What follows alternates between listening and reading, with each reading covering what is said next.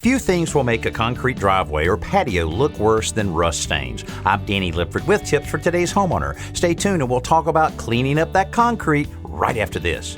What's the first step of any building or repair project? I always make sure I have the tools and materials I need, starting with the Quikrete Mobile app.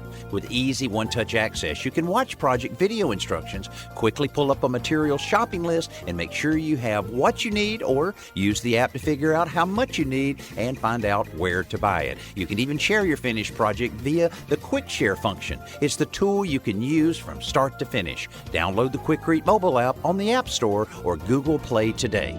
If you have unsightly rust stains on your concrete patio, driveway, or sidewalk, you know they're not coming off with soap and water. But don't panic, there is a solution that doesn't call for special cleaning chemicals or tools because it's completely safe and natural.